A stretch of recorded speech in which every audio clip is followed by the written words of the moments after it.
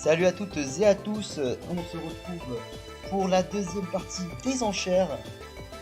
Aujourd'hui on s'attaque à la journée 2, c'est-à-dire mercredi dernier, où les enchères se sont commencées à s'emballer, pas du tout, mais ça va donner des Pokémon qui vont être très forts.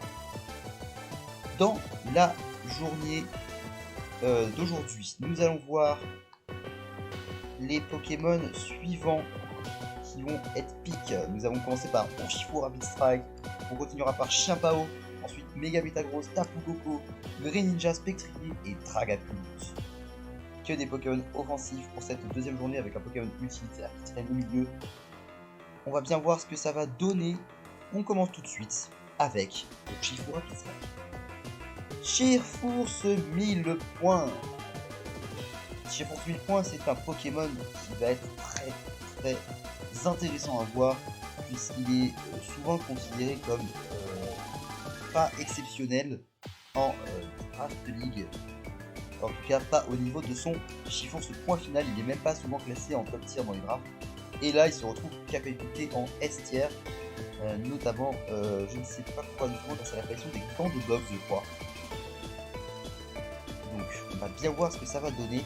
Alors, quand même, il faut savoir que ce Pokémon est quand même très fort, hein, on ne sous-estime pas. Il a toujours accès à des attaques très fortes de ce combat. Il a accès à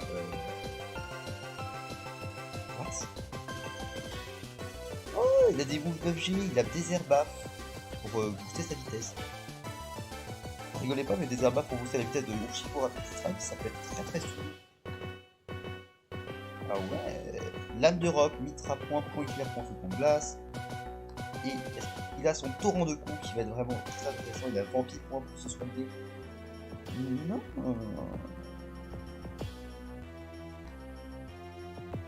Voilà, franchement, Urshifu Rapid Strike qui va être du coup un Pokémon de type combat haut, qui du coup a 7 résistance et 5 vulnérabilités, mais ces 5 vulnérabilités sont souvent utilisées, genre Electric Ball Psy et Fée, pour des résistances qui sont quand même assez utilisées, mais pas toutes. Genre, on voit souvent feu, on voit souvent roche, on voit souvent eau, on voit souvent eau, on voit souvent glace, insecte pour une turn, mais le reste n'est pas exceptionnel à couvrir. En tout cas, voilà, donc comparé aux autres S, il n'a pas des stats incroyables, mais c'est son attaque torrent de coups qui va, je pense, faire toute la différence, notamment pour passer les setups défensifs. En vrai, des herbeurs, ça va être cool sur ce Pokémon. Mince, oh. Urshifu Rapid Strike a été l'un des Pokémon les moins chers de la DL, avec un pic à 210 par Oyashiro. 210 pour un S que tu ne peux pas forcément les meilleurs, mais c'est pas non plus mauvais. Bah ça reste très correct. Donc on va bien voir où ça va mener Oyashiro avec un budget de 390 sur cette DL. Nous passons maintenant au petit chien Pao. Il s'appelle Changian, je crois. Non. Ah, le Dark River Reaction. Non, comment il s'appelle chien Pao? Bao Géant. Quoi? Si tu mets chien. Ah, c'est un talent qui s'appelle Chien de garde. J'ai cru qu'il y avait un Pokémon qui s'appelle Chien de garde. Et voici Bao Géant. Bao Géant qui du coup est le méga Weavile de la Nopchée. Alors j'adore ce Pokémon personnellement, parce que j'aime bien Weavile, même si je ne jouerai pas en DL. Alors Ténèbres Glace, c'est un petit défensivement pas très exceptionnel, ce qui fait des types très courants, combat feu notamment, insecte demi-tour, roche acier, c'est pas des trucs invisibles, mais c'est moins visible, pour des résistances qui ne sont pas très petites, puisque il est quand même très fragile, le petit chien Pao. Mais l'avantage du chien Pao, c'est que c'est un gros wall breaker, je pense, du jeu, avec 120 d'attaque et 135 de vitesse, plus rapide que Weavile normalement, et plus rapide que Weavile. Voilà, 125 et 120. Il est juste meilleur. Et en plus, Pléacia, nous avons le talent épée du fléau qui réduit de 25% la défense du Pokémon présent sur le terrain. C'est-à-dire que c'est comme un... Ignorer 50... C'est pas 50%, c'est... Ignorer 55% du coup. Ignorer 25% de la défense adverse, ça peut être vraiment très clutch. Ça permet d'avoir des kills sur pas mal de trucs. Alors ce Pokémon appréciera les bots, appréciera des objets offensifs. Je sais pas comment Crow qu'il a eu du coup va s'en servir. Est-ce qu'il a une attaque spéciale? Alors il a Cryo Pirouette, la nouvelle attaque glace qui peut être très forte. Il a pas beaucoup de coverage malheureusement dans Weavile, parce qu'il a Machouille et Lame Sainte. Il a Kuba pour la priorité et Éclat Glace pour la deuxième priorité. Danslam pour des 7, mais voilà, en vrai, c'est souvent ces attaques là qui sont déjà utilisées en OU, qui vont être utilisées. Même en DL, je ne vois pas vraiment les attaques comme Aéropique, Cataclysme qui ne sera pas utilisé, Exécution qui ne sera pas utilisé, Psychopro qui peut être utilisé à la limite Psychopro. Voilà, il n'y a pas un gros move. C'est un peu le problème de ce Pokémon, c'est pour ça que je pense que c'est pas le meilleur S qui existe. Mais Pro l'a eu pour 235, ce qui en fait un 8ème Pokémon le plus cher payé. C'est un peu overpaid, mais à la fois les autres pics qui ont lieu à... je veux dire, c'est que 40 $, de plus que le dernier. Donc, pas si coupé que ça, je pense. En vrai, c'est un beau Pokémon. Bah, j'ai regardé ça. Ta petite bouille avec ça. Regarde, t'as point de CBP pour des lunettes noires contre ses yeux. Bref, en tout cas, j'ai hâte de voir comment Crow va pouvoir entourer ça. Je vais prendre un Pokémon de type Ghost pour résister au type combat et un Pokémon de type Clé pour résister au type combat et un Pokémon de la résistance combat. Et bien entendu, pas mal de pivots parce qu'il va falloir ramener ce Baojuan assez souvent sur le terrain pour qu'il banne vraiment son prix. Apparemment, chez vous, putain, qu'il y a eu Sword Dance. Oh. Ah, et n'oubliez pas les Gangbox sur Chico Rapistrike qui est d'un nouveau Protective Pads qui booste, je crois, maintenant aussi les capacités de points. Le Pokémon suivant, c'est lequel? Non, je vais dire Iron Bundle, mais Iron Bundle on fait dans la vidéo. Ah, Méga Métalos, un Pokémon que je considère, voilà, je vous le dis direct, pour moi c'est le top tier des S de cette DN, notamment avec une attaque de 145, toutes ses stats sont au-dessus de 10 sur ses PV, mais voilà, il a un bulk incroyable, il a une offense incroyable, il a un talent qui va booster tes attaques de contact, griffe dure, un double type incroyable avec 8 résistances, 4 faiblesses, c'est moins incroyable que la CFI de Valgarna, mais ce Pokémon est bien plus fort d'entrée de jeu. Alors il va falloir choisir en obligé. Et franchement, j'ai vraiment hâte de voir Mega Metagross parce que j'adore ce Pokémon. Il a Big Splash qui va taper très fort, notamment avec sa défense de 150.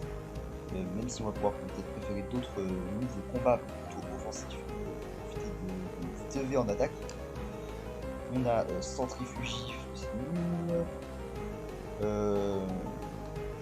Je vois pas grand chose qui tape. Enfin, encore il y a Griffacier, mais Griffacier, c'est pas ce qu'on utilise vraiment sur ce Pokémon, je crois. Marteau point, oui, ça peut être Chirobal. Alors, je connais pas trop les attaques de ce Pokémon. Je sais qu'il tape très fort. Psycho de boule qui va taper très fort. Point météore, voilà, je cherchais point météore. Point éclair, point boost. Piste au point pour la priorité stabée, boostée par cause du séisme, bien entendu, peut-être le faire en vrai, point météore c'est juste meilleur, je suis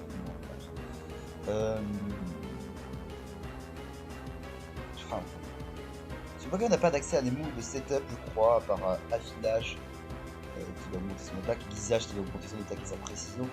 Il a pas non plus de Danslam, donc Mais en fait, c'est une étape tellement forte d'entrée de jeu que, pour moi, je dis bien pour moi, vous pouvez avoir un autre avis que moi.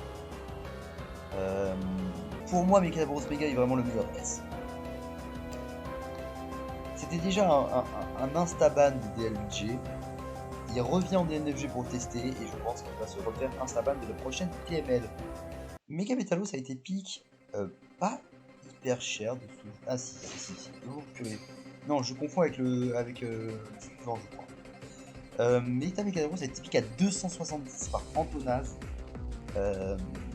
Antonaz qui du coup fait le troisième Pokémon le plus cher de l'ADL. Mais qui va pas rejoindre le dépassement des 300. Et je pense qu'il les vaut totalement ce Pokémon. Hein. Franchement, moi, pour moi, il aurait pu partir à 300. Je veux dire, le double type incroyable, des stats mieux que les légendaires à 600 de base stats, des capacités physiques très très puissantes. Moi, je vois ce Pokémon franchement très fort, très haut dans la tier liste des Pokémon S. Hâte de voir comment avec 332 $, on peut faire une grosse draft. Et vous inquiétez pas, avec 332 $, on peut faire une grosse draft.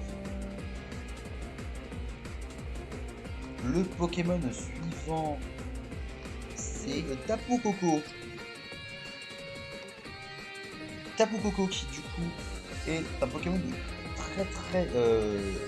très utilisé en DL, qui va être très fort notamment en cette génération avec le talent Créailec, qui va pouvoir profiter à toutes les formes du futur. Ce Pokémon est très fort en DL notamment parce qu'il est très versatile, avec une attaque de 115, une attaque de 95, une attaque de 30-30, avec des moves utilitaires très intéressants, avec une potentialité offensive très intéressante, car il peut servir à la fois de défogueur, de pivot, un défogueur pivot c'est très fort aussi, de screener, il peut servir de breaker spécial, il peut servir notamment en fait j'ai déjà cité tous ses usages, mais c'est un Pokémon utilitaire qui va aller très vite, même si par rapport aux autres S c'est pas la plus grosse vitesse qu'il y a, il va falloir faire gaffe, mais ça reste franchement très sympathique. Tapu Koko, surtout que c'est pas un Pokémon S qui va être, je pense, qui je pensais peut-être que je pense encore d'ailleurs, allait être vraiment prisé par les joueurs, parce que au vu des gros potentiels offensifs des autres Pokémon, Tapu Koko dénote un peu avec cette situation de soutien. Il a dû quand même partir, c'est pas ça que je peux ouvrir. Il a dû quand même partir, il est parti à Nali 230, ce qui en fait un Pokémon qui arrive à la moyenne, au niveau de Pokémon qu'on va voir juste après. Ça dépasse des Pokémon offensifs, c'est que Alakazam Mega, Landorus, Iron Bundle. Je suis pas sûr que ce soit la meilleure enchère qu'a fait Nali, pour être honnête, parce que 200 c'est un peu cher pour Tapu Koko. Parce que même si ce Pokémon est très utilisé en TL et que ça reste quand même un pivot essentiel à des stratégies, je suis pas sûr que le S était valu pour Tapu Koko aussi. Il fait partie des Pokémon que je trouve un peu moins puissants que les autres. Mais en vrai, par rapport à ce qui reste à côté, il y a peu de choses qui pouvaient dépasser Tapu Koko, donc je comprends le S. Voilà pour Naliv et son Tapu Koko. D'ailleurs, Tapu Koko du coup a 6 résistances pour 2 unités, c'est très fort aussi. Même si c'est pas un Pokémon hyper défensif. Le Pokémon suivant, si je ne me trompe pas, c'est bien entendu Spectrier. Alors, Spectrier, il revient ici. Et Spectrier, il a envie de casser des culs.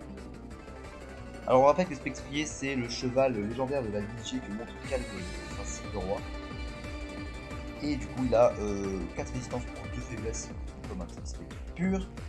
Une très bonne attaque spéciale de 145, peut-être de 130, un talent qui booste l'attaque spéciale à chaque fois qu'un Pokémon meurt sur le champ de bataille, donc même sur les PDR ça passe je crois. il a pas un coverage exceptionnel, mais en fait, il tape juste tellement fort sur ses stabs que, en plus, c'est un stab spectre qui est précité que par le type ténèbres, enfin, qui est précité par pas beaucoup de types en fait, le type ténèbres. Le type ténèbres est normal généralement, qui peut être utilisé pour contrer le type ténèbres. Il a accès à machination pour faire des grosses attaques, il a accès à clonage, il peut avoir le specs. C'est une grosse threat. Après, quand je vois les stats d'offensif des autres Pokémon de tier S, est-ce que je préfère avoir Spectreval qui est un peu pas assez versatile, ou est-ce que je préfère par exemple avoir justement des trucs comme Chikou, Chien Pao qui sont peut-être un petit peu moins forts mais qui tapent quand même assez fort, mais beaucoup plus versatiles que Spectreval. Je sais pas trop. En faisant, ça va être bizarre de comparer à un autre petit spectre qui arrivera de 3 à Fluttermane et à Dragapult que nous allons voir juste après. Spectreval, du coup, il est parti à 230 et lui aussi. Et en vrai, il est fait largement. C'est un très bon tier S. Et même si moi je l'aurais pas pris à ce tiers là, je trouve que, ça le vaut largement.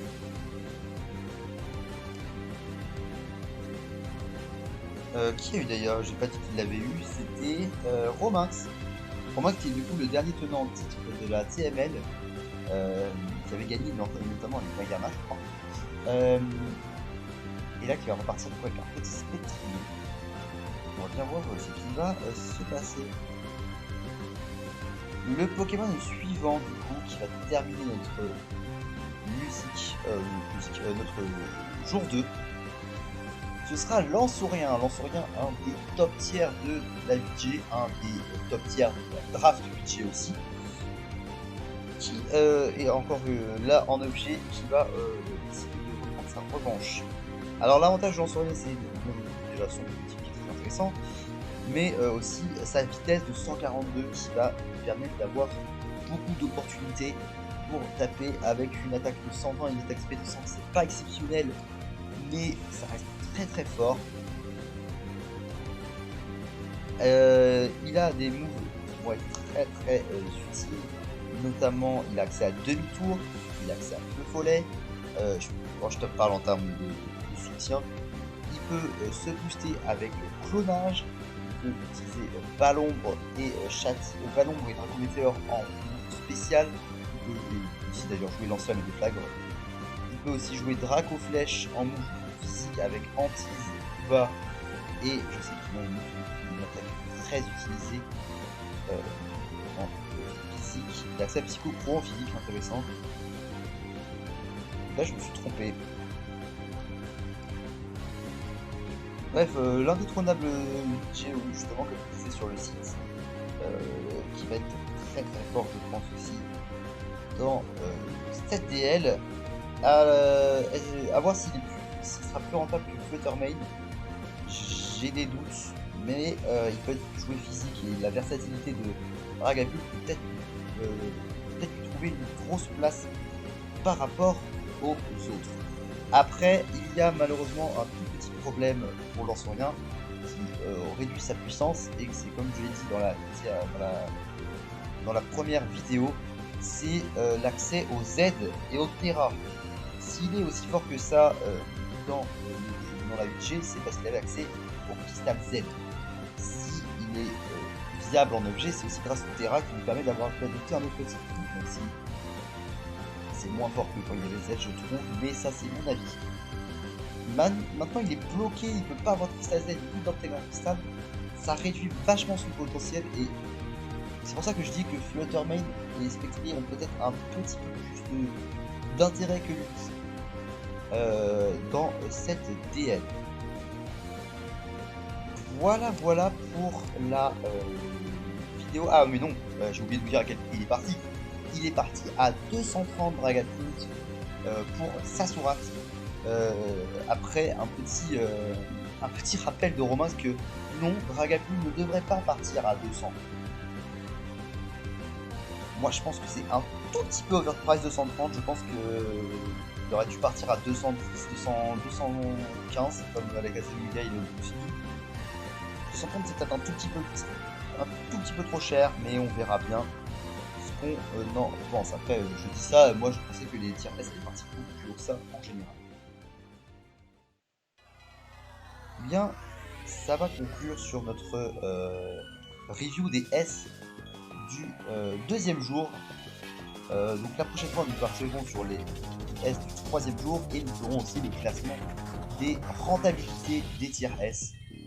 Donc, en attendant du coup la prochaine vidéo qui va arriver très très vite, je vous dis tchuss!